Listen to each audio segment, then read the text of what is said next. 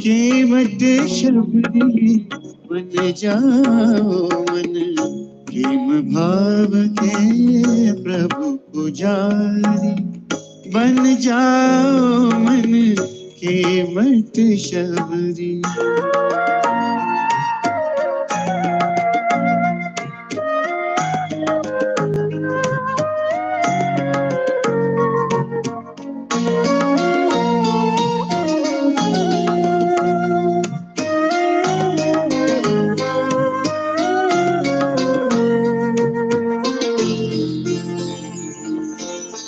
प्रभु प्रेम में कोई बावरी, शबरी ने जब राह निहारी, चल कर प्रभु जी वन में आए, शबरी से झूठे फल खाए। किया सफल उसका भी जीवन, किया सफल उसका भी जीवन, शबरी बन जाओ रे मन, शबरी बन जाओ रे मन, प्रेम भाव के प्रभु पुजारी।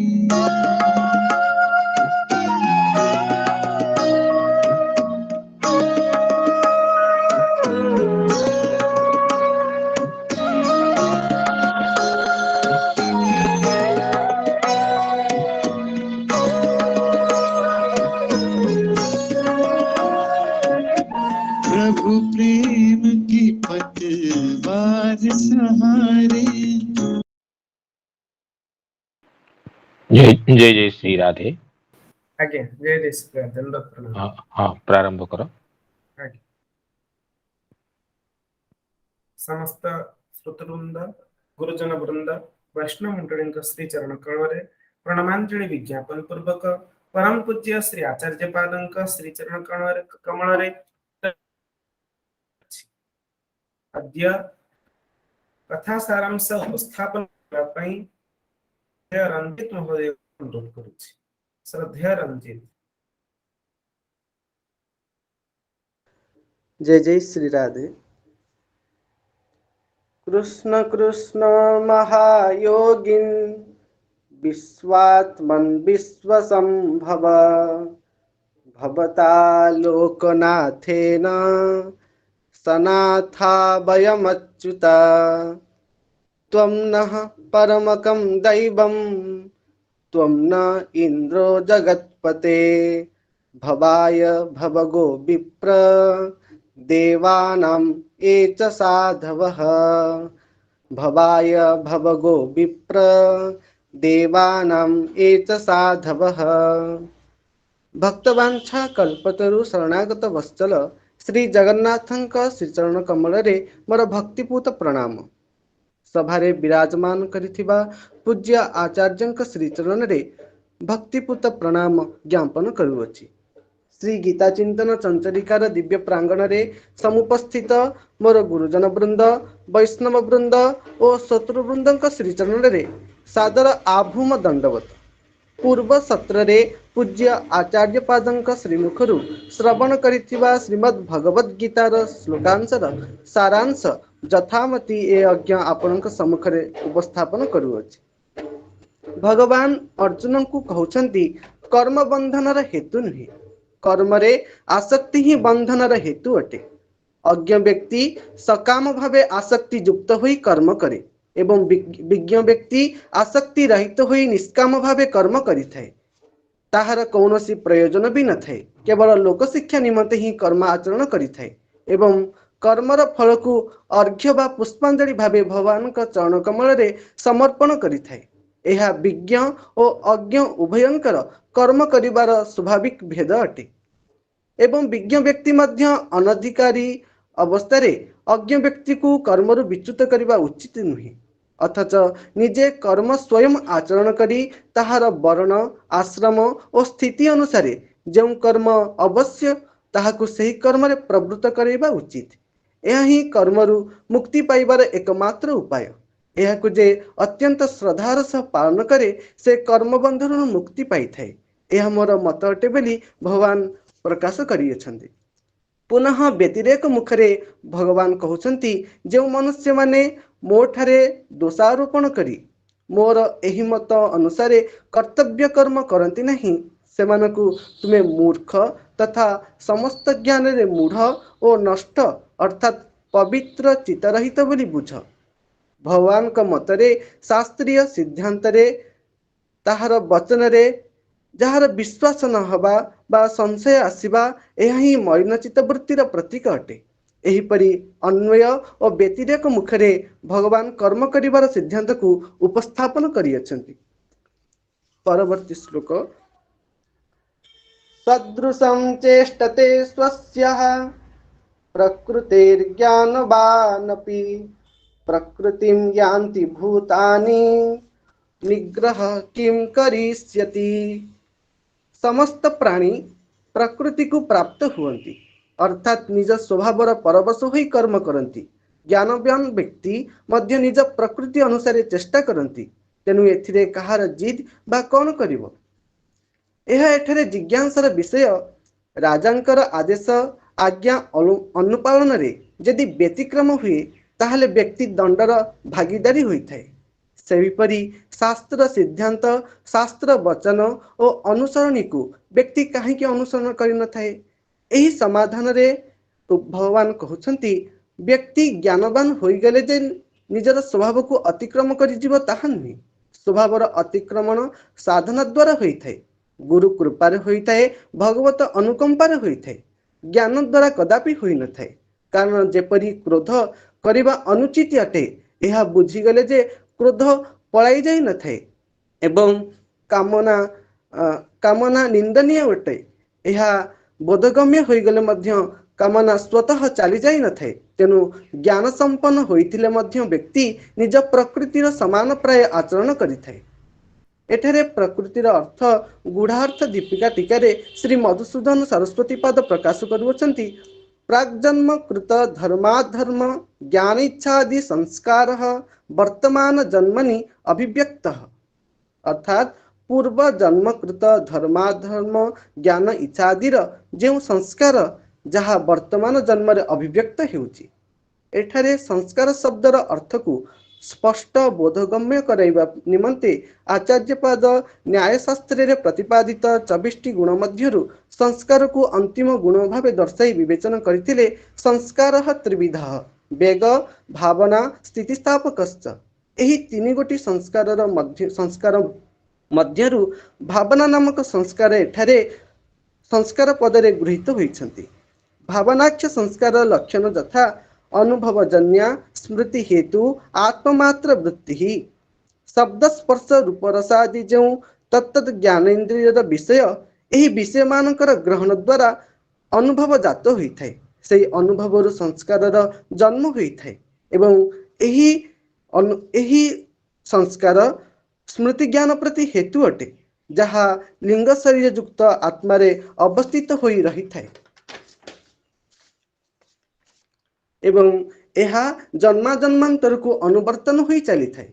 जेपरि मलिन वस्त्र को धोईदेला परे मध्य मलिनतार छाप वस्त्र परिलक्षित होइथाए सेहिपरि संस्कार मध्य परिप्रकाश होइथाए। व्यक्ति सर्वदा उत्तम संस्कार द्वारा उत्तम कर्मर आचरण और प्रतिकूल संस्कार द्वारा प्रतिकूल आचरण पई प्रवृत्त होइथाए।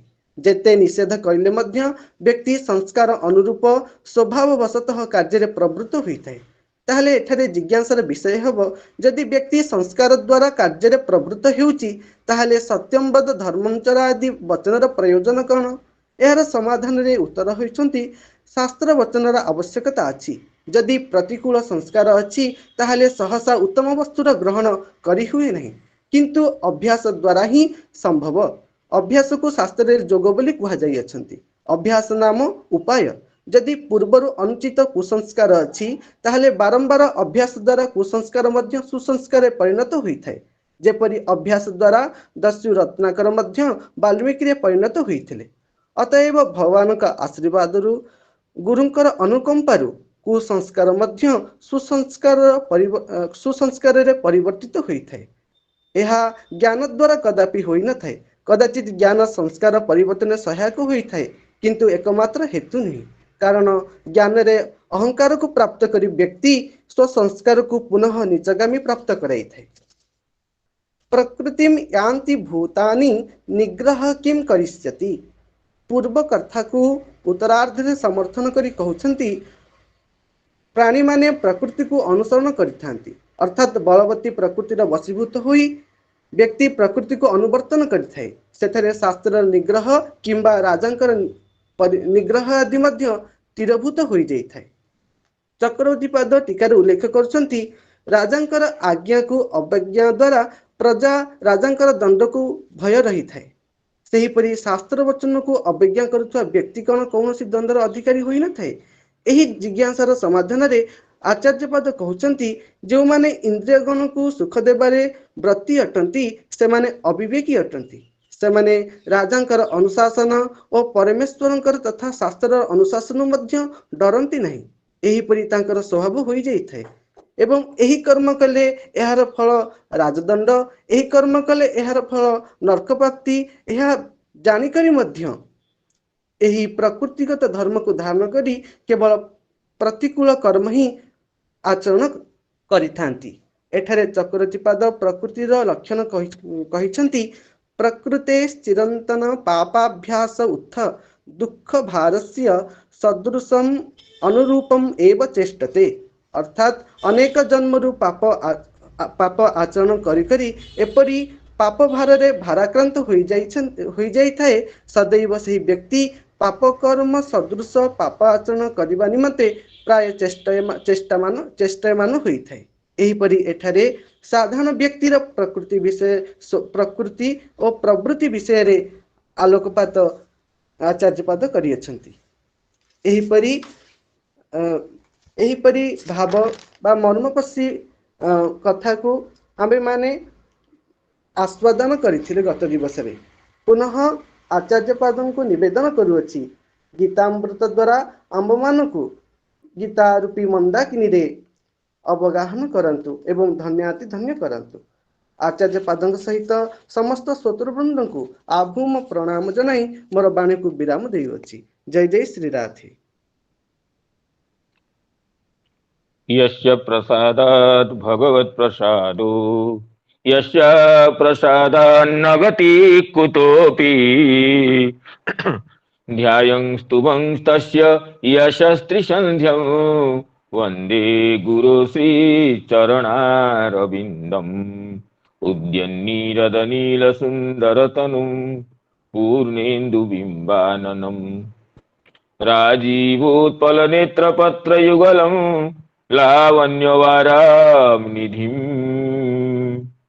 भक्तानां सकलार्तिनाशनकरं चिन्तार्थिचिन्तामणिं वन्दे श्रीपुरुषोत्तमं प्रतिदिनं नीलाद्रिचूडामणिम् अजानुलम्बितभुजौ कनकावदातौ संकीर्तनैकपितरो कमलायताख्यौ विश्वम्भरो द्विजवरो युगधर्मपालो वन्दे जगत्प्रियकरो करुणावतारो लावण्यसार रससार सुखेकसारे कारुण्यसार मधुरच्छविरूपसारे वैदग्ध्यसार रतिकेलि विलास सारे राधाभिधे मम मनोखिल सार सारे राधाभिधे मम मनोखिल सार सारे पार्थाय प्रतिबोधितां भगवता नारायणेन स्वयं व्यासेन ग्रथितां पुराणमुनिना मध्ये महाभारतम् अद्वैतामृतवर्षिणीं भगवती मष्टादशाध्यायिनी मम्बत्वामनु सन्दधामि भगवद्गीते भवद्वेषिणीम् वाञ्छाकल्पतरुभ्यश्च कृपा सिन्धुभ्यैव च पतितानां पावनेभ्यो वैष्णवेभ्यो नमो नमः पतितानां पावनेभ्यो वैष्णवेभ्यो नमो नमः। भगवद गीता सत्र रे प्रातः समवेत समस्त वैष्णव वृंद, गुरुजन वर्ग, मातृमंडली तथा मित्र वृंद को कृतज्ञतार सहित प्रणाम अभिवादन निवेदन करुअछि।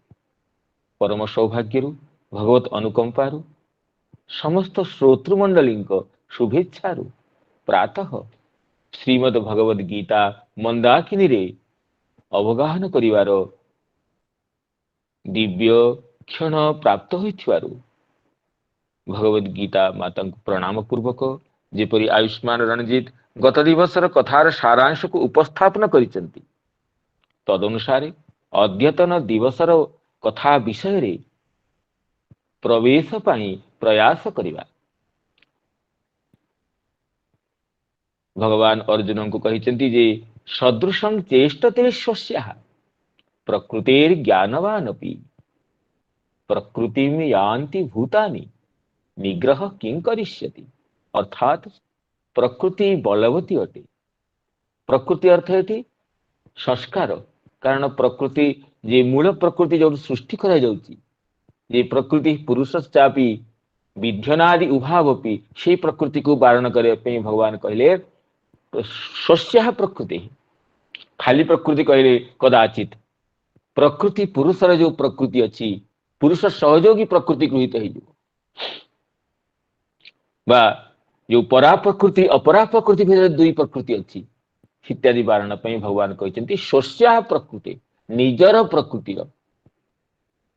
एवं प्रकृति पदर अर्थ आम विचार करथिले जे संस्कार पूर्व जन्मोत्थ धर्माधर्म ज्ञान इच्छादि जो क्रियार संस्कार जहा कि एही जन्म रे अभिव्यक्त होइछि ताकु प्रकृति पदरे एटी भगवान कहते एवं एही संस्कार ही स्वभावर जनक अटे।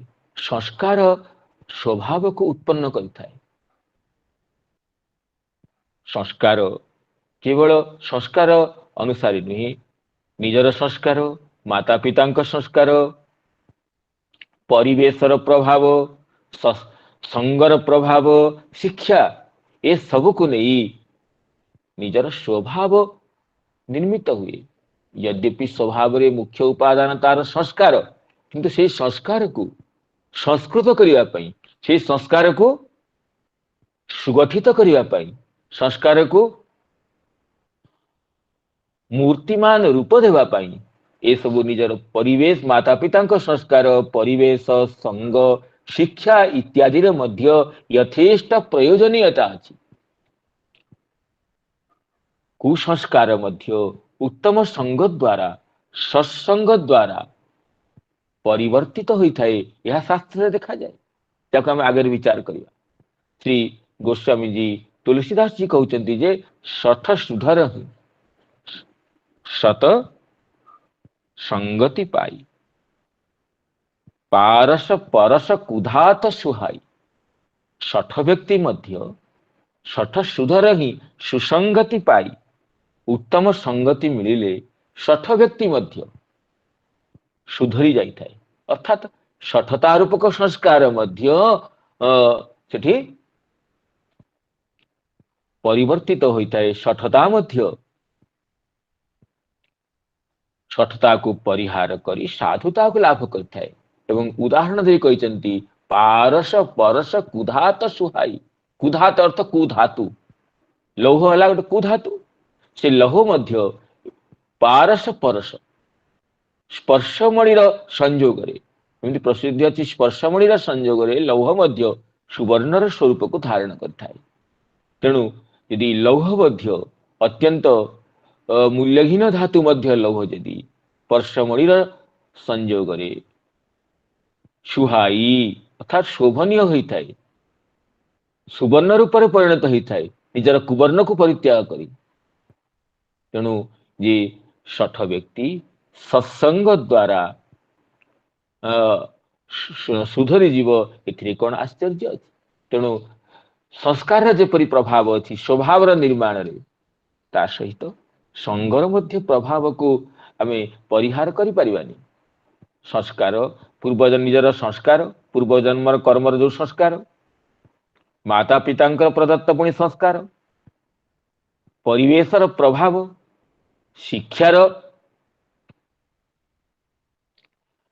उपयोग एवं ताहा सहित सत्संगति बा कुसंगतिर प्रभाव, उत्तम संस्कार मध्य कुसंगति द्वारा क्रमशः जेपरि क्षीयमाण होइथाए, सेमिति अनुचित संस्कार मध्य सुसंग द्वारा सत्संग द्वारा ऊर्ध्वगति को नियमान होइथाए।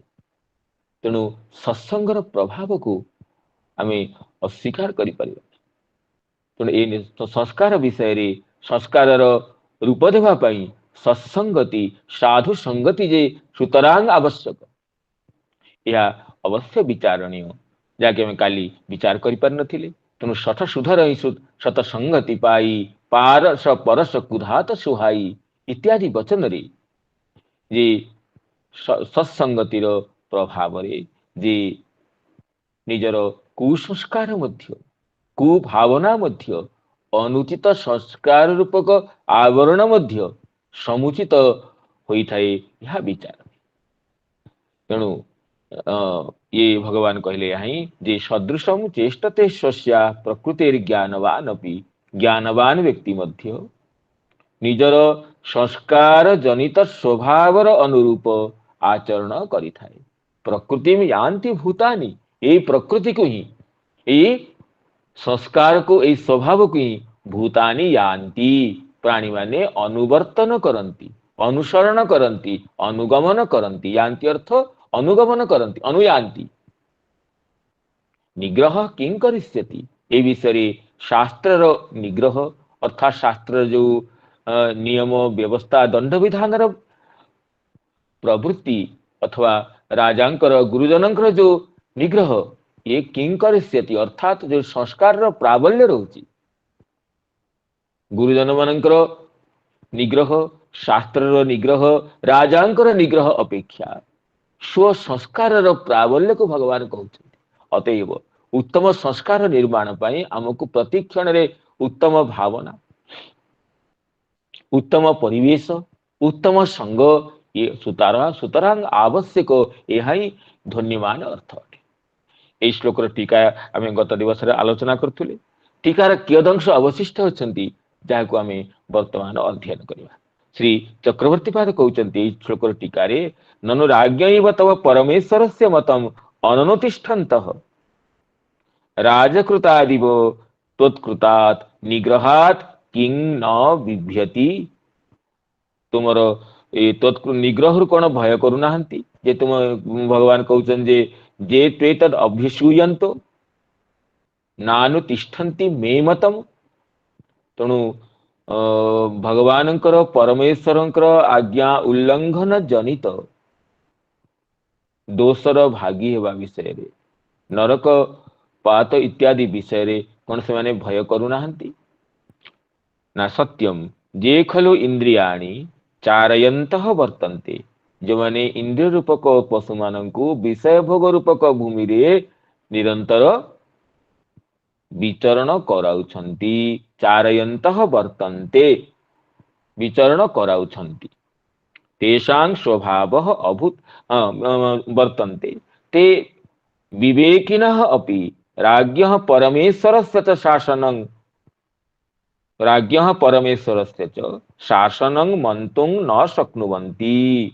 सेमाने राजांकर एवं परमेश्वरंकर शासन, परमेश्वर राजांकर शासन को, आज्ञा रूपक शासन को, एवं परमेश्वरंकर शास्त्र आज्ञा रूपक शासन को, शास्त्र ही परमेश्वरंकर आज्ञा, ताको मंतुम नाम मने करिया को, पालन करिया को समर्थ हुअन्ति। निजर प्रवृत्तिर वशवर्ती होई इंद्रियर पराधीनता को स्वीकार करथिबा। तथैव तेषां स्वभाव अभूत इत्याह। निज प्रकृति अनुसार तांकर जो स्वभाव गठित होइछि सेमाने स्वभाव को स्वभाव अनुरूप आचरण करिथांति। तेणु करे सदृशम ज्ञानवान अपि एवं पापे कृते सति एवं नरकः भविष्यति एवं राजदंडः भविष्यति एवं दुर्यशस्य भविष्यति इति विवेकवान अपि। नरकपात हो बा राजदंड हो बा अपकीर्ति हो, इत्यादि को जानी मध्य स्वस्याः प्रकृते चिरंतन पापाभ्यासोत्थ दुख भारस्य सदृशम। चिरंतन पापाभ्यास द्वारा जो दुख भार दुख पापाभ्यास द्वारा जो दुख भार जात होइछि, दुख द्वारा से अवनत होइकी अछि, अवदमित होइकी अछि, तत्सदृश तद अनुरूप चेष्टा करिथाए। तस्मात् प्रकृतिम स्वभावं यान्ति अनुसरन्ति। तेणु सुतरां प्राणी माने स्व स्व स्वभाव अनुरूप आचरण करिथान्ति। तत्र निग्रह तत्त शास्त्र द्वारा मत्कृतो राजकृतो वा तेन तेन अशुद्ध चित्तान। हाँ, तत्र निग्रह, सेठी निग्रह किं करिष्यति से विषय निग्रह शास्त्रकृत हो, शास्त्र द्वारा भगवत्कृत हो बा राजकृत निग्रह हो, एपरि अनुचित आचरण कले एपरि दंड भागी हबो। ए जो निग्रह करा जायछि अर्थात दंड विधानर जो व्यवस्था अछि ताहा अकिंचित कर अटे। यद्यपि ताहा आवश्यक किंतु अनेक क्षेत्र ताहा सफल होई न थाए। तेणु कहउचंती जे तेन अशुद्ध चित्तान उक्त लक्षण निष्काम कर्म योग शुद्ध चित्तान ज्ञान योगश्च संस्कर्तुम प्रबोधयितुम शक्नोति। तेणु या सिद्धांत हैला काली विचार करथिले, काली जिज्ञासा आइथिला यदि प्रकृति अनुसार व्यक्ति कार्य करिवो तेबे ए परंपरा को ए प्रकृति स्वभाव, स्वभाव कार्य, कार्य पुणी संस्कार, पुणी प्रकृति, एई चक्र रु बाहरिवा कोन उपाय नहीं ना। ताहा कहउछन टीकाकार जे तेन अशुद्ध चित्तान उक्त लक्षण निष्काम कर्मयोग। निष्काम भाव रे कर्मयोग रे व्रती हेले अशुद्ध चित्त, चित्तर जो मालिन्य, चित्तर जो अनुरूप संस्कार क्रमश शुद्धता को अनुरूपता को लाभ करिथाए। तेणु अशुद्ध चित्त व्यक्ति निजर अनुचित संस्कार परिवर्तन निमित्त निष्काम कर्मयोग को सुतरां आश्रय करिवा उचित। ताहा द्वारा क्रमशः से अनुचित संस्कार परंपरारु उद्धृत होई उपयुक्त मार्ग को आश्रय करथाए। आ जे शुद्ध चित्त अछि पूर्व जन्मर कर्म अनुसार सत्संग प्रभाव रे, शिक्षा प्रभाव रे जे शुद्ध चित्त अछि से तापई ज्ञान योग अवलंबन, अष्टांग योग रूपक ज्ञान योग हो बा आत्मचिंतन रूपक जो ज्ञान योग हो तापई आवश्यक। तापई निष्काम कर्म योग केवल लोक शिक्षा पाई सिना ही पारे किंतु तापई निष्काम कर्म योग सुतरां प्रयोजनीयता नहीं। अशुद्ध चित्त व्यक्ति को शुद्ध चित्त करिवा पाई निष्काम कर्म योगर सुतरां प्रयोजनीयता अछि। ए विषय आगे टीकाकार अत्यंत उल्लेखनीय विषय कहउचंती, न तो अत्यंत अशुद्ध चित्ता कहले अशुद्ध चित्त व्यक्ति की कर्मयोग शुद्ध करि पारियो, किंतु एपरि मध्य केते आम भली व्यक्ति अच्छे जे अत्यंत अशुद्ध चित्त अर्थात अशुद्ध चित्तर अशुद्धि अत्यंत दृढ़ीय से अवस्था को प्राप्त होइछि, अत्यंत गाढ़तम अशुद्धि अछि। सेमानंको निष्काम कर्मयोग मध्य शुद्ध करि पारिबे, अर्थात निष्काम कर्मयोग माने प्रवृत्त होई पारिबेनी। निष्काम भावरी कर्मयोग करिवा एवं कर्मयोगर फल को भगवान चरण रे अर्पण करिवा, ए जो विषय निष्काम भाव अर्थ राग द्वेष रहित ही करिवा, काम क्रोध रहित ही करिवा। किंतु अशुद्ध चित्त व्यक्ति पाई, अत्यंत अशुद्ध चित्त व्यक्ति पाई जे किंचित अशुद्ध चित्त से तो करि पारिबो, किंतु अत्यंत अशुद्ध चित्त व्यक्ति पाई ये कर्मयोग शुद्ध करि पारिबो नाही। कर्मयोग माने निष्काम कर्मयोग रे प्रवृत्त ही पारिबोनी, प्रवृत्त हेले मध्य यथाविधि करि पारिबोनी। अतः न तो अत्यंत अशुद्ध चित्तान, किंतु कौन अत्यंत अशुद्ध चित्त व्यक्तिर उद्धार मार्ग नाही कि अछि। तानपि पापिष्ठ स्वभावान यादृच्छिक मत्कृपोत्थ भक्ति योग एव उद्धर्तुम प्रभवेत। कहते से भली अत्यंत अशुद्ध चित्त व्यक्ति मानंकु अत्यंत काम क्रोधादि नक्र द्वारा ग्रसित चित्तवृत्ति जनमानंकु उद्धार करिवाकु भक्ति योग समर्थ अटे। भक्ति ଏ ଯୋଗର ଏଇ ଯେ ବିଲକ୍ଷଣତା ଅଛି ଯେ କଣ ନା ଅତ୍ୟନ୍ତ ପାପୀୟସୀ ପ୍ରବୃତ୍ତିକୁ ମଧ୍ୟ ସିଏ ସାଧିୟସୀ କରିପାରିବ, ଯାହାକି କିନ୍ତୁ ୟାଦୃଚ୍ଛିକ ମତ କୃପୋତ୍ଥ ଭକ୍ତି ଯୋଗ, ୟାଦୃଚ୍ଛିକ ଭାବରେ ଅର୍ଥାତ କୌଣସି ବିଶିଷ୍ଟ ଭାଗ୍ୟ ବଳରେ ନିଜର ପ୍ରୟାସ ବିନା ସ୍ୱତଃ ଯୋଉ ଭଗବତ କୃପା ବା ସାଧୁ କୃପା ପ୍ରାପ୍ତ ହୋଇଥାଏ, ତା ଦ୍ୱାରା ଯୋଉ ଭକ୍ତି ଯୋଗ ଲବ୍ଧ ହୋଇଥାଏ, ସେଇ ଭକ୍ତି ଯୋଗ ଅତ୍ୟନ୍ତ ଅଶୁଦ୍ଧ ଚିତ୍ତ ବ୍ୟକ୍ତିର ମଳିନତମ ଚେତୋ ବୃତ୍ତିକୁ ମଧ୍ୟ ସେଠି ସଂଶୋଧନ କରିବା ପାଇଁ ଭକ୍ତି ଯୋଗ ସମର୍ଥ ହୋଇଥାଏ, ଯାହାକି ନିଷ୍କାମ କର୍ମଯୋଗର ସେଭଳି ସାମର୍ଥ୍ୟ ନାହିଁ ଅତ୍ୟନ୍ତ ଅଶୁଦ୍ଧ ଚିତ୍ତ ବ୍ୟକ୍ତିର ଚିତ୍ତକୁ କ୍ଷାଳିତ କରିବା ପାଇଁ, ପ୍ରକ୍ଷାଳିତ କରିବା ପାଇଁ। এই ବିଷୟରେ ଶ୍ରୀ ଚକ୍ରବର୍ତ୍ତୀ ପାଦ ସ୍କନ୍ଦ ପୁରାଣର ଗୋଟିଏ ଶ୍ଲୋକକୁ ପ୍ରମାଣ ଦଉଛନ୍ତି, ଯୋଉଠି କହୁଛନ୍ତି ଅହୋ ଧନ୍ୟୋସି ଦେବର୍ଷେ କୃପୟା ୟସ୍ୟତେ କ୍ଷଣାତ୍ ନିଚୋ ପିପୁଲକୋ ଲେଭେ ଲୁବ୍ଧକୋ ରତି ମଚ୍ୟୁତେ। ହେ ଦେବର୍ଷେ, ତୁମେ ଧନ୍ୟ ଅଟ ଯାହାର କୃପାରୁ ନିଚୋପି ଉତ୍ପୁଲକ ଲେଭେ, ଲୁବ୍ଧକ ଅର୍ଥ ବ୍ୟାଧ, ଏ ବ୍ୟାଧ ନିଚ ହେଇଥିଲେ ମଧ୍ୟ ଇଏ ଭଗବାନଙ୍କ ପାଖରେ ରତିକୁ ଲାଭ କଲା ତୁମର ସଙ୍ଗରୁ। ଏଇ ଶ୍ଲୋକ ଅତି ଦିବ୍ୟ ପ୍ରସଙ୍ଗରେ ଏ ଶ୍ଲୋକ ଆସିଛନ୍ତି। ଏଇ ସ୍କନ୍ଦ ପୁରାଣରେ ଯୋଉ ପ୍ରସଙ୍ଗ ତାକୁ କିଞ୍ଚିତ ବିଚାର କରୁଛେ ଆମେ, ଯେ ସ୍କନ୍ଦ ପୁରାଣରେ ଏଇ ଗୋଟିଏ ପ୍ରସଙ୍ଗ ଆସିଛନ୍ତି ଯେ ଦେବର୍ଷି ନାରଦ ଏକଦା ବନପଥରେ ଗଲାବେଳେ ଦେଖିଛନ୍ତି ଯେ ସେଇ ବନପଥରେ କଣ ହେଇଛନ୍ତି ନା ସବୁ ଇଏ ମାନେ ମୃଗମାନେ ପଶୁମାନେ ସବୁ ଭଗ୍ନ ପଦ ଭଗ୍ନ ହସ୍ତ ହେଇକି ଛଟଛଟ କରୁଛନ୍ତି। କୋଉଠି ବାଣବିଦ୍ଧ ମୃଗ ଏଠି ଛଟଛଟ ହଉଛି, କୋଉଠି ଶଶକ ଅଛି ଯିଏକି ଭଗ୍ନପାଦ ହେଇକି ଧଡ଼ ଧଡ଼ କରୁଛି। ଏଇ ଜୀବର ଦୁଃଖ ଦେଖିକିରି ଦେବର୍ଷି ନାରଦଙ୍କର ହୃଦୟ ବ୍ୟାକୁଳ ହେଇଛି। ରେ ଏମିତି କିଏ କରିଛି ଆଉ ସବୁ ଭଗ୍ନ ପାଦ ଭଗ୍ନ ନେତ୍ର ଭଗ୍ନ ହସ୍ତ ସବୁ ହେଇକି ଏସବୁ ପଶୁପକ୍ଷୀ ବଡ ଦୁଃଖ ପାଉଛନ୍ତି। ଦେଖିଲେ କେତେ ଦୂରରେ ଗୋଟିଏ ବ୍ୟାଧ ଅଛି ଯିଏ ମୃଗକୁ ମାରିବା ପାଇଁ ବାଣ ଧରିକି ଅଛି। ଶ୍ୟାମବର୍ଣ୍ଣ ରକ୍ତନେତ୍ର ମହାଭୟଙ୍କର ଧନୁର୍ବାଣ ହସ୍ତେ ଯେନ ଯମ ଦଣ୍ଡଧର। ଏଇଭଳି ଦଣ୍ଡଧର ଆରକ୍ତ ନୟନ ବ୍ୟାଧକୁ ଦେଖିଛନ୍ତି ଦେବର୍ଷି। ଆଉ ଦେବର୍ଷିଙ୍କୁ ଦେଖିକି ସେଇ ଦେବର୍ଷି ପହଞ୍ଚନ୍ତି ବ୍ୟାଧ ପାଖରେ। ଆରେ ଯେମିତି ଦେବର୍ଷି ପହଞ୍ଚନ୍ତି ବ୍ୟାଧର ଲକ୍ଷ ଭୂତ ଯୋଉ ମୃଗ ପଳେଇଲା। ବ୍ୟାଧ ବଡ କ୍ରୋଧ କରିଛି, କିନ୍ତୁ ଦେବର୍ଷି ନାରଦଙ୍କ ପ୍ରଭାବରେ ତାଙ୍କର ମୁଖ ଦର୍ଶନରେ ସେ ଆଉ ରାଗି ପାରୁନି। କହୁଛି ଗୋସାଇଁ ତୁମେ କାହିଁକି ଏଇ ଉତ୍ପଥରେ ଆସିଲ? ତୁମକୁ ଦେଖିକି ମୋର ଇଏ ଲକ୍ଷ ମୃଗ ପଳେଇଲା। ଦେବର୍ଷି ନାରଦ କହୁଛନ୍ତି ଠିକ କଥା, ମୁଁ ଜାଣିପାରିଲିନି ଚାଲି ଆସିଲି। ଗୋଟିଏ ମୋର ପ୍ରଶ୍ନ ଅଛି, ଜିଜ୍ଞାସା କରୁଛି। କଣ ନା ତୁମେ ସବୁ କଣ ଏଇ ପଶୁମାନଙ୍କୁ ମାରିଛ? ଆଗେ ମାରିଛି ମୁଁ।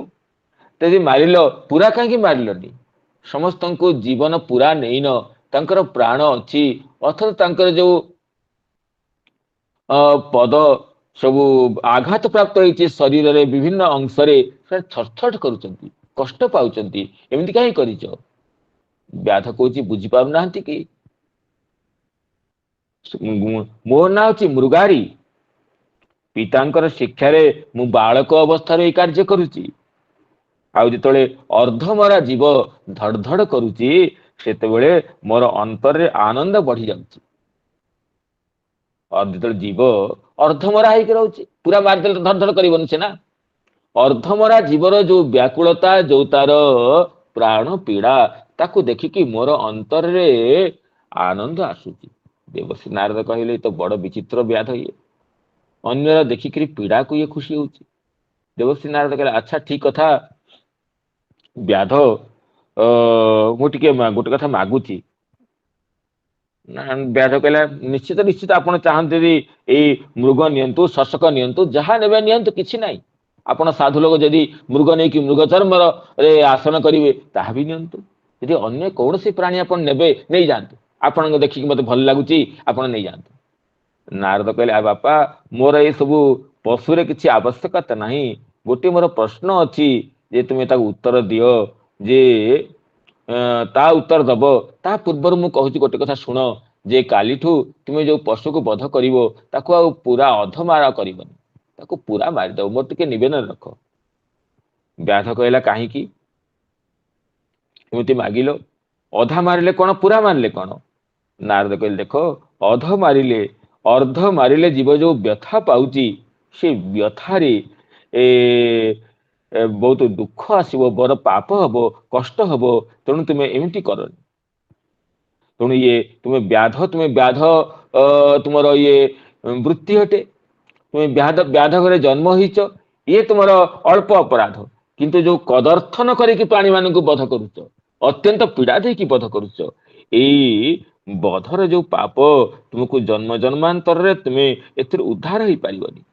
सुन, तुम्हें गोटे जिज्ञासा करुच, तुम्हें ये जो पाप तुम्हें करुच, ए पापर फल किए तुम्हें भोग करिव? तुमर पितामाता नेबे, तुमर पत्नी नेबे, तुमर बालक मान नेबे ना किए नेबे? मते टिके पचारिकी कह। तुमको मु जिज्ञासा करुची, तुमर जो एते अन्याय करुच, तुम्हें कौन निजे भोग करिव ना समस्ते ने? ना समस्त मु काहे एक नेबी? जेहेतु संपूर्ण परिवार भरण पोषण पाई एई सारा दिन कष्ट करी कार्य करुची, तेणु पाप तो समस्त बांटी करदेवे। नारद कहले तो देख बापा, तुम जाई घर बुझी आस। किंतु से व्याध जाइछि, बुझिकी आसीछि एवं तार समस्ते कहिचंती जे देख बापा माँ कहिचंती, बापा सुन तू मु आमे तो वृद्ध हेलुणी, आमे कौन जानी तू कौन किपरि पाप तू करुचु, आमे तो तोर पापर फल काहे नेबु? पत्नी ताहा कहिचंती तुमर दायित्व परिवार पोषण करिवा, तुम सन्मार्ग रे कर अपमार्ग रे कर, से पापर दायित्व आमे काहे नेबु? तेणु इतले एपरि समस्ते कहिचंती। से व्याध आसी नारदंकु ताहा कहिछि एवं देवर्षि नारदंक दर्शन रे व्याधर मनरे किछि परिवर्तन आसी। व्याध कहिछि, हे भगवान मु ए कार्य करिया को चाहुनी, ठीक अछि ते किंतु बंचे केमिति? देवर्षि नारद कहिछि, देख व्याध तुमे मु जहा कहूछि कर, तुम पाखरे आसी खाद्य पहुंची जीव, तुम आजिठू एई पशुमारण वृत्ति को परिहार कर, तुमे नगर बाहरे कुटीर करी तुलसी चौरा करी सेठी बसिबो, भगवान का नाम ग्रहण करिवो एवं तुम पाखरे समय रे मध्याह्न रे अवश्य प्रसाद पहुंची जीवो। आ देवर्षि नारदंक वचन रे से व्याध तत्क्षणात निजर धनु भांगी देछि एवं से घर को जाई पत्नी सहित से सन्यास नहीं जाइछि, बानप्रस्थ आश्रम स्वीकार करिछि, तुलसी चौरा करी सेठी बसिछि एवं तुलसी सेवन करिछि। अति सुंदर कुटीर करी से व्याध सेठी भगवान को नाम जपरे निरत होइछि। सारा गाँव रे नारद देवर्षि नारद चली जाइछन्ति, सारा ग्राम रे अति समाचार विस्तारण हो गला जे व्याध वैष्णव हो गला, व्याध वैष्णव हो गला। ताकू देखिया को बड़ बड़ लोक सब आसिले, किए फल आनले, किए मूल आनले एवं मध्याह्न देखि किए अन्न आनिक पहुंचेले। एमती बहुत दिन चली जाइछि। दिने देवर्षि नारद निजर प्रिय मित्र पर्वत ऋषि को सांगे नहीं कि आसचंती, हे पर्वत दी चलो मोर गोटे शिष्य अच्छी देखिवा देखिवा चला आजी, सी व्याध थिला, सी मोर शिक्षा रे वैष्णव होइछि, तार चल आचरण देखिवा किपरि अछि। देवर्षि नारद पर्वत ऋषि को सांगे नहीं ताकू देखिवा को आसचंती। से व्याध कुटीर थिला, दूरर अवलोकन करछि व्याध जे देवर्षि नारद आसुचंती। दौड़ दौड़ी से व्याध आसी एवं आसिला बेल को मार्गरे तार उत्तरीय को बिछे बिछे आसुची। कहीं पचारिचंती जे आस्ते व्यस्त ढाया आसे पथ नहीं पाए, पथेर पिपिलिका इति उति धरे पाए। ये पथरे जो पिंपुड़ी सब अच्छंती, पिंपुड़ी माने काले मरीजिबे भावी करी सी निजर उत्तरीय बिछे के तापर चालिक आसुची एवं देवर्षि नारद को प्रणाम करिछि। सी प्रणाम करबा स्थान रे पिंपुड़ी माने अछन देखिकरी वस्त्र आग देई ता ऊपर प्रणाम करुछि, काले मोर पाद तळे मोर आघात रे पिंपुड़ी माने मरी जिवे। कोउठी देख देव ये अर्धमरा करुथवा प्राणी मानन को व्याधर प्रवृत्ति कोउठी, आ वर्तमान ପିମ୍ପୁଡ଼ି ମରିଯିବା ଭୟରେ ନିଜର ଉତ୍ତରୀୟକୁ ତଳେ ପକେଇକରି ତା ଉପରେ ପ୍ରଣାମ କରିବାର ପ୍ରବୃତ୍ତି କୋଉଠି? ଆକାଶ ପାତାଳର ଅନ୍ତର। ତେଣୁ ଏଇ ଅନ୍ତର ଦେଖିଛନ୍ତି ନାରଦ କହିଛନ୍ତି, ଏ ବ୍ୟାଧ, ଇଏ ତୁମର ଅଦ୍ଭୁତ ଗୁଣ ପ୍ରଶଂସନୀୟ ଅଟେ, ଯେ ତୁମେ ହରିଭକ୍ତିରେ ନିରତ ହେଇଛ। ଏତେନ ହ୍ୟଦ୍ଭୁତା ବ୍ୟାଧ ତବା ହିଂସାଦୟ ଗୁଣା ହରିଭକ୍ତୋ ପ୍ରବୃତ୍ତସ୍ୟ ଯେନ ତେଷୁ ପରତାପିନଃ। ହରିଭକ୍ତିରେ ପ୍ରବୃତ୍ତ ହେଇଥିବା ତୁମର ଯୋଉ ଇଏ ବ୍ୟକ୍ତିର ଇଏ ଗୁଣ ଆଶ୍ଚର୍ଯ୍ୟ ନୁହେଁ। ତୁମେ ଆଜି ତୁମର ସ୍ୱଭାବ ଅନ୍ୟକୁ ପୀଡ଼ା ଦଉନାହିଁ, ପରତାପୀ ନୁହେଁ ଇଏ। ଏବଂ ଏଇଭଳି ପଚାରିଛନ୍ତି ଦେବର୍ଷି ନାରଦ ଯେ ବ୍ୟାଧକୁ, ବାପା ତୁମକୁ ଖାଇବା ପିଇବା ଠିକ ମିଳୁଛି? କହିଲା, ହେ ଗୁରୁଦେବ, ଆପଣ ବହୁତ ପଠଉଛନ୍ତି, ଟିକେ କମ ଦେବାକୁ କହିବେ। ସେ ବ୍ୟାଧ ଭାବିଲା ଯେ ଗୁରୁଦେବ ହିଁ ଦଉଛନ୍ତି ସବୁ, ଗୁରୁଦେବଙ୍କ ପ୍ରେରଣାରେ ଇଚ୍ଛାରେ ଆଦେଶରେ ହିଁ ଏତେ ସବୁ ଅନ୍ନ ବ୍ୟଞ୍ଜନ ଫଳମୂଳ ଆସୁଛି। କହିଲା, ଭଗବାନ ଆମେ 2 ଜଣ ଅଛୁ, ଆଉ ତେଣୁ ଆମ ପାଇଁ ଆପଣ ପଠଉଥିବା ପ୍ରସାଦ ବହୁତ ଅଧିକା ହେଇଯାଉଛି, ଟିକେ କମ ପଠେଇବେ କାଲିଠୁ। ଆଚ୍ଛା ଆଚ୍ଛା, ଦେବର୍ଷି ନାରଦ ହସିଲେ। ଆଉ ଦେବର୍ଷି ନାରଦଙ୍କ ସଙ୍ଗରେ ଆସିଥିବା ଯୋଉ ତାଙ୍କର ମିତ୍ର ପର୍ବତ ଋଷି ଏଠି କହୁଛନ୍ତି ଶ୍ଲୋକଟି, ଏଇ ଶ୍ଲୋକ ଯୋଉ ଆସିଛନ୍ତି ଯେ, ହେ ଦେବର୍ଷି, ଆପଣଙ୍କ ସଙ୍ଗରେ ଏଇ ବ୍ୟାଧ ମଧ୍ୟ ଆଜି ପୁଲକିତ ଶରୀରରେ ଭଗବାନଙ୍କ ନାମ ଗ୍ରହଣ କରୁଛି। ଇଏ କେବଳ ଏବଂ ପୁଲକିତ ହୋଇ ଭଗବତ ଚରଣରେ ଅକିଞ୍ଚନା ପ୍ରୀତିକୁ ରତିକୁ ଉଦ୍ବହନ କରିଛି। ଏ ତୁମର ସଙ୍ଗର ପ୍ରଭାବ। ସେଠି ପର୍ବତ ଋଷି ଯିଏ ଦେବର୍ଷି ନାରଦଙ୍କର ମିତ୍ର, ସେ ଏହି ଶ୍ଲୋକଟି ଉଚ୍ଚାରଣ କରିଛନ୍ତି, ଅହୋ ଧନ୍ୟୋଷି ଦେବର୍ଷି, ହେ ଦେବର୍ଷି ଆପଣ ଧନ୍ୟ ଅଟନ୍ତି। କୃପୟା ୟସ୍ୟ ତତ୍କ୍ଷଣାତ୍, ଆପଣଙ୍କ କୃପାରୁ ତତ୍କ୍ଷଣାତ୍ ନିଚୋ ପୁଲକୋ ଲେଭେ ଲୁବ୍ଧକୋ ରତି ମଚ୍ୟୁତେ।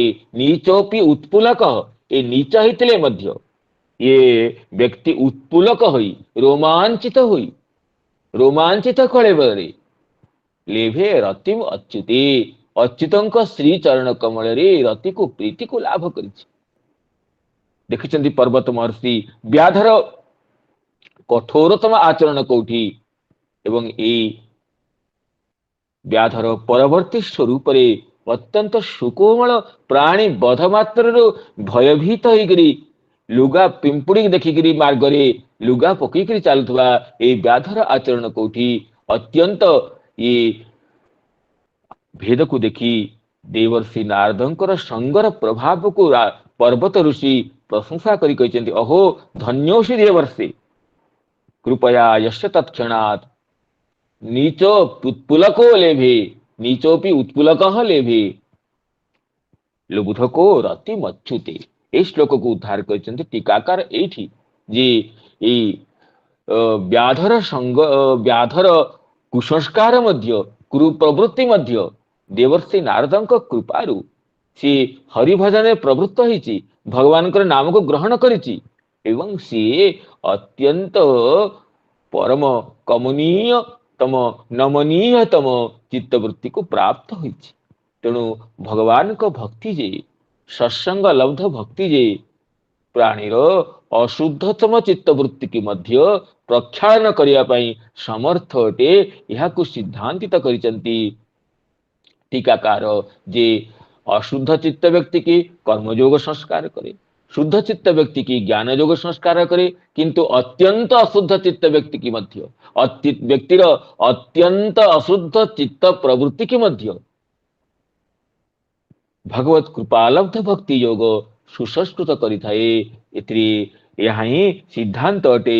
ए व्याधर प्रसंग रे पर्वत ऋषिंकर जो वचन अहो धन्योषि देवर्षि कृपया यश्च तत्क्षणात् नीचो पिप्पलको लेभे लुब्धको रथिमच्युते ए श्लोक रे देछि एवं यह सर्वथा शास्त्र प्रमाण सिद्ध अटे जे अत्यंत पापी व्यक्ति मध्य भगवत भक्ति योगर संपर्क रे शुद्ध चित्त को प्राप्त होता है।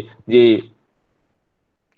आभीर व्यक्ति कंक यवन खस से भली अत्यंत नीच व्यक्ति मध्य भगवान को चरण रे शरणागत होई निजर पापियसी प्रवृत्ति को परिहार करने को समर्थ होता है। श्रीमद् भागवत रे वचन अछंती किरात हुणांध्र पुलिंद पुलकषा आभीर कंका यवना खसादय किरात हुणांध्र पुलिंद कंका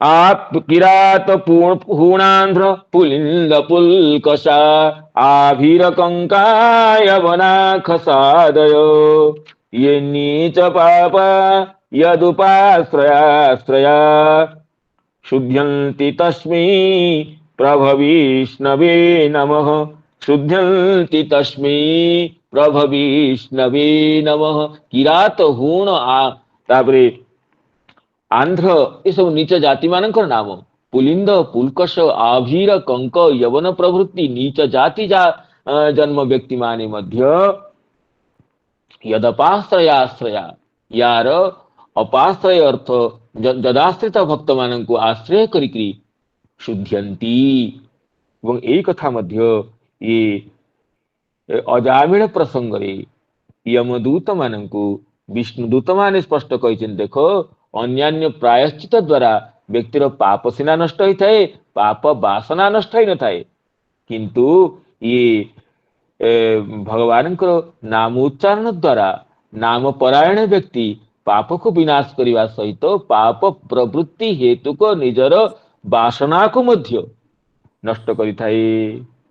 प्रभु धन्यवाद आज्ञा प्रणाम आज्ञा। हाँ प्रणाम आज्ञा से जो आंध्र कथा कहते वर्तमान जे आंध्र तेलुगु लोक हिंदी द्राविड़ लोक याकु नहीं कहते ना कि आउ कोन आउ ता पे कोन अर्थ नाही से गोटे आंध्र जाति गोटे प्राचीन जातिर नाम अछि गोटे किरात हुण आंध्र जातिर अछि तेणु परे तो आंध्र नामकरण होइछि आमे से इतिहास जानि ना आमे किंतु आंध्र देश विषय नाही आंध्र जातिर कथा किरात हुण आंध्र पुलिंद पुलकष आभीर कंक यवन खस ये सब प्राचीन वनवासी जाति सब अटन जो मान स्वाभाविक प्रवृत्ति थिला अन्य को हिंसा करवा पीड़ा दवा इत्यादि तेणु से अर्थ आंध्र कहुई आज्ञा पर आंध्र नामकरण कहीं जाने ए इतिहास देखा पड़ो किसी किंतु ये जाति कहुई आंध्र देश नुहे आज्ञा। यहीपरि भाव अजामिल प्रसंग यमदूत माने कहते जे तैस्तानि अघानि पूयन्ते तपो दान जपादि नाधर्मजं तद हृदयं तदपि ईशांग्री सेवया तपोदान जप द्वारा पापस्ना नष्ट होता है नाधर्मजं तद हृदयं तार हृदय अधर्म संस्कार नष्ट होता है प्रायश्चित द्वारा तत्कालीन पाप नष्ट हेले मध्य निजर पाप वासना द्वारा प्रचोदित हुई पाप वासना द्वारा प्रेरित हुई से पुणी पाप कार्य प्रवृत्त होता है किंतु तदपि ईशांग्री सेवया भगवान को चरण कमल सेवा द्वारा तार प्राक्तन पाप नष्ट होगा सहित क्रमश तार पाप वासना मध्य नष्ट होता है तेणु सी तार हृदय पूर्ण शुद्ध होता है एवं एपरी कही तेन सुरापो मित्रधृग ब्रह्मा गुरुतल्पगः स्त्रीराज पितृगोहंता ये च पातकिनो परे सर्वेषामपि अघमताम इदमेव सुनिष्कृतम नाम व्याहरण विष्णु यतस्तद विषयावती केते बड़ पापी मध्य भगवान को नामोच्चारण समस्त पापर प्रायश्चित कारक अटे। यहाँ यमदूत मान निकट में विष्णुदूत माने अत्यंत स्पष्ट भाव में उद्घोषण करिसेंती एवं यमदूत मान कबल उद्धार करिसेंती अजामिल तेणु अत्यंत पापी व्यक्ति मध्य निजर जे भक्ति योग रे प्रवृत्त हुई भगवत शरणागत हुई भगवत भजन द्वारा जे निजर कुसंस्कार को नष्ट करने को समर्थ होता है जहाँ को कि कर्मयोग समर्थ नुहे असामान्य अशुद्ध चित्त को केवल अशुद्ध चित्त को कर्मयोग संस्कृत करें किंतु अत्यंत अशुद्ध चित्त को ये शुद्ध करी कर्मयोग तार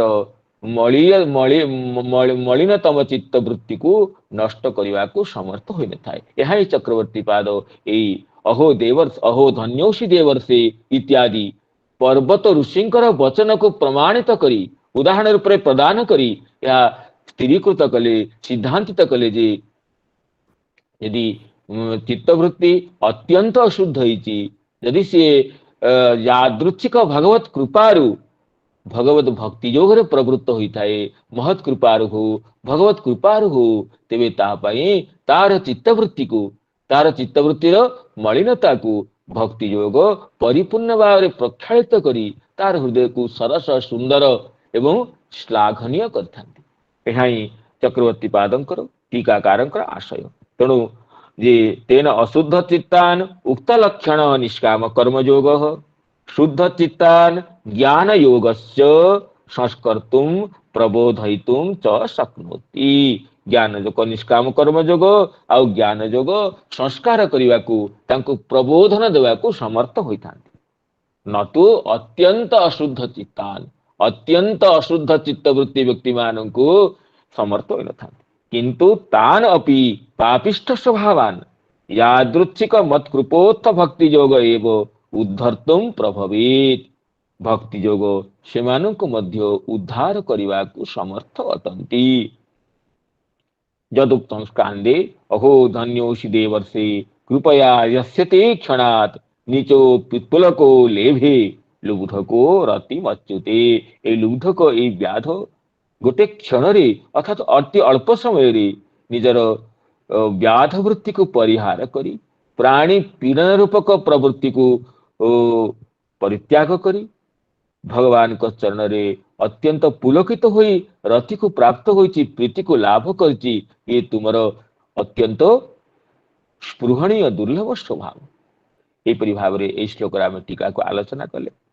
यह सिद्धांत सारा यह जे व्यक्ति निजर संस्कार जनित स्वभाव अनुसार कार्य करिथाए से विषय रे ताको राजाज्ञा बा शास्त्राज्ञा से भली निग्रह करि पार न थाए। सी समुचित आचरण द्वारा अभ्यास द्वारा कर्मयोग द्वारा बा भक्ति योग द्वारा से निजर क्रमशः निजर संस्कार को अशुद्ध वासना को परिहार करने को समर्थ होता है। सदृशं चेष्टते स्वस्या प्रकृतेर्ज्ञानवानपि प्रकृतिं यान्ति भूतानि निग्रह किं करिष्यति। प्रकृतिं यान्ति भूतानि निग्रह किं करिष्यति। परवर्ती श्लोक रे प्रवेश करिवा। इंद्रियस्येन्द्रियस्यार्थे रागद्वेषौ व्यवस्थितो तयोर्नवशमागच्छे तौ ह्यस्य परिपन्थिनौ। इंद्रियस्येन्द्रियस्यार्थे रागद्वेषौ व्यवस्थितो तयोर्नवशमागच्छे तौ ह्यस्य परिपन्थिनौ।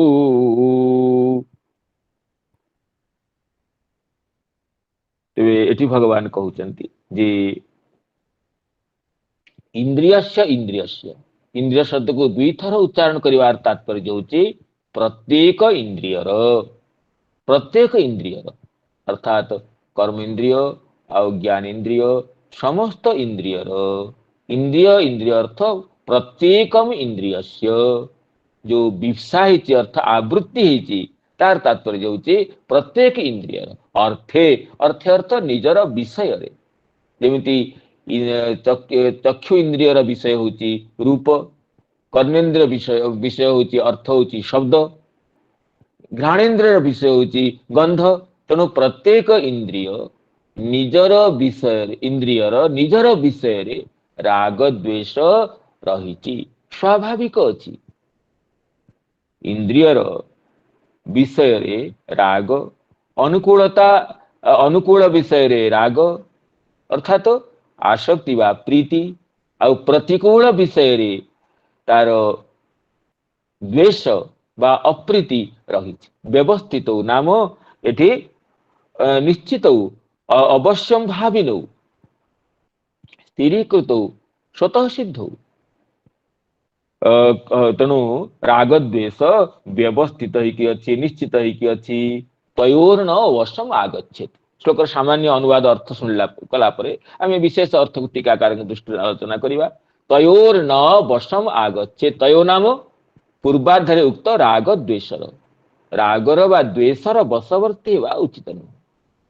ତୌ ହ୍ୟସ୍ୟ ପରିପନ୍ଥିନୌ ହି ମାନେ ଜାତଃ ଯେହେତୁ, ତୌ ମାନେ ରାଗ ଦ୍ୱେଷୌ, ଅସ୍ୟ ମାନେ ଏଇ ଜୀବର ପ୍ରାଣୀର ସାଧକର ପରିପନ୍ଥିନୌ ପରିପନ୍ଥୀ ଅଟନ୍ତି। ପରିପନ୍ଥୀ ଶବ୍ଦ ହଉଛି ଅର୍ଥାତ ଶତ୍ରୁ ଅଟନ୍ତି। ପରିପନ୍ଥୀ ଶବ୍ଦର ବ୍ୟୁତ୍ପତ୍ତି ହଉଛି ପରି ଅର୍ଥ ସର୍ବତୋ ଭାବେନ ପନ୍ଥୟିତୁଂ ଶୀଲଂ, ପନ୍ଥୟିତୁଂ ଅର୍ଥ ଦୋଷାଖ୍ୟାନଂ କର୍ତ୍ତୁଂ, ଶୀଲଂ ଅସ୍ୟ ଇତି ପରି ସର୍ବତୋ ଭାବେନ ଦୋଷାଖ୍ୟାନଂ କର୍ତ୍ତୁଂ, ପରି ସର୍ବତୋ ଭାବେନ ଦୋଷାଖ୍ୟାନଂ ପନ୍ଥୟିତୁଂ ନାମ ବିଧାତୁଂ କର୍ତ୍ତୁଂ ପ୍ରାପୟିତୁଂ, ସର୍ବତ ଭାବରେ ଦୋଷାଖ୍ୟାନ କରିବା ଯାହାର ସ୍ୱଭାବ ଅଟେ। କାହାର ସ୍ୱଭାବ? ଶତ୍ରୁର ସ୍ୱଭାବ ଅଟେ। ଶତ୍ରୁ ସବୁବେଳେ ଚାହେଁ ମୋର ଯିଏ ଶତ୍ରୁ ଅଟେ ତାର ଦୋଷକୁ ମୁଁ ବ୍ୟକ୍ତ କରିବି। ତେଣୁ ପରି ସର୍ବତ ଭାବେନ ଦୋଷାଖ୍ୟାନଂ ପନ୍ଥୟିତୁଂ ନାମ କାର କର୍ତ୍ତୁଂ ବା ଧାରୟିତୁଂ ଶୀଲଂ ସ୍ୱଭାବ ୟସ୍ୟ, ପଥି ଗୋଟେ ଧାତୁ ଅଛି ପଥି ଧାତୁ, ଚୁରାଦି ଗଣରେ ଅଛି ପଥି ଗତୌ, ତାର ରୂପ ହଉଛି ପନ୍ଥୟତି, ଅର୍ଥାତ ଗମନ କରିବା, ପ୍ରାପ୍ତ କରିବା ଇତ୍ୟାଦି ଅର୍ଥରେ। ତେଣୁ ପରି ମାନେ ସର୍ବତୋ ଭାବେନ ଦୋଷାଖ୍ୟାନଂ ପନ୍ଥୟିତୁଂ ମାନେ କର୍ତ୍ତୁଂ କାରୟିତୁଂ ବା ଧାରୟିତୁଂ ବା ଶୀଲଂ ଅସ୍ୟ ଇତି ପରିପନ୍ଥୀ, ସ୍ୱଭାବ ଅର୍ଥରେ ନିନି ପ୍ରତ୍ୟୟ ହେଇକିରି ପରିପନ୍ଥୀ ଶବ୍ଦ ହେଇଛି। ଏ ଗୋଟେ ସୂତ୍ରକାରଙ୍କ ସୂତ୍ର ମଧ୍ୟ ଗୋଟେ ଅଛି ପାଣିନିଙ୍କର, ପରିପନ୍ଥଂ ଚ ତିଷ୍ଠତି, ପରିପନ୍ଥଂ ତିଷ୍ଠତି ଇତି ପାରିପନ୍ଥିକଃ। ସୂତ୍ରକାରଙ୍କ ସୂତ୍ର ଅଛି ପରିପନ୍ଥଂ ଚ ତିଷ୍ଠତି, ପରିପନ୍ଥ ଯିଏ ପରିପନ୍ଥରେ ରହେ, ପରିପନ୍ଥ ଅର୍ଥ ଉତ୍ପଥ, ମାର୍ଗକୁ ପରିହାର କରିକି ଅନ୍ୟ ମାର୍ଗରେ ରହେ। ଦସ୍ୟୁ କୋଉଠି ରହେ? ଦସ୍ୟୁ ରାଜମାର୍ଗରେ ରହେନି, ଦସ୍ୟୁ କି ଚୌର ଦେଖେ ବନମାର୍ଗରେ ରହେ, ଯିଏକି ମାର୍ଗକୁ ଛାଡ଼ିକିରି ଯିଏକି ମାର୍ଗଠୁ ଅଲଗା ଯିଏକି ଆସୁଛି କ୍ଷୁଦ୍ର ମାର୍ଗରେ, ତାକୁ ହିଁ ସିଏ ଚୌର୍ଯ୍ୟ ବୃତ୍ତି ଦ୍ୱାରା ତାକୁ ଧନକୁ ଅପହରଣ କରିଥାଏ। ପରିପନ୍ଥଂ ଚ ତିଷ୍ଠତି ଏଠି ପାରିପନ୍ଥିକ ମାନେ ଚୋର, କିନ୍ତୁ ପରିପନ୍ଥ ଶବ୍ଦର ଲୋକରେ ପ୍ରୟୋଗ ନାହିଁ। ପାରିପନ୍ଥିକ ଶବ୍ଦ ହଉଛି ଚୌର। ପରିପନ୍ଥଂ ତିଷ୍ଠତି ଇତି ସୂତ୍ରରେ ପରିପନ୍ଥଂ ତିଷ୍ଠତିରେ ଠକ୍ ପ୍ରତ୍ୟୟ ହେଇଛି ପାରିପନ୍ଥିକ ନାମ ଚୌର। କିନ୍ତୁ ଏଠି ଯୋଉ ପରିପନ୍ଥୀ ଶବ୍ଦ ଅଛି ଏ ସେଇ ପରିପନ୍ଥ ଶବ୍ଦରୁ ହେଇନି।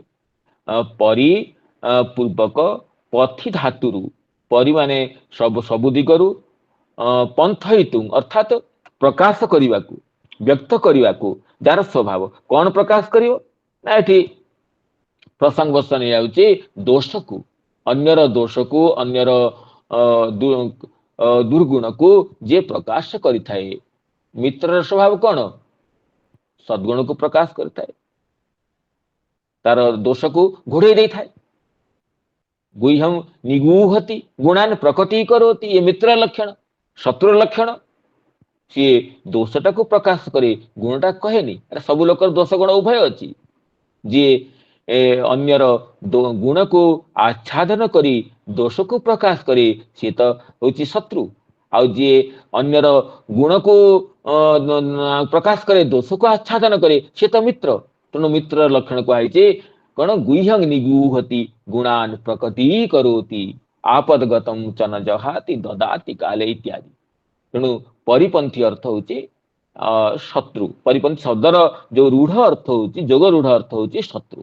ପରିପନ୍ଥୀ ଆଉ ରିପୁ, ଦ୍ୱିଷତ୍, ଦୁର୍ହୃଦ ଆଉ ସପତ୍ନ ଏସବୁ ଶତ୍ରୁର ପର୍ଯ୍ୟାୟବାଚୀ ଭାବରେ ଗୃହୀତ। ପରିପନ୍ଥୀନ ଅର୍ଥ ଶତ୍ରୁ ଅଟନ୍ତି। ତୌ ହ୍ୟସ୍ୟ ପରିପନ୍ଥୀନୌ, ସାଧକ ପାଇଁ ଶତ୍ରୁ ବାହାରେ କେହି ନାହିଁ, ତାର ଶତ୍ରୁ ହଉଛି ରାଗ ଦ୍ୱେଷ, ରାଗ ଆଉ ଦ୍ୱେଷ।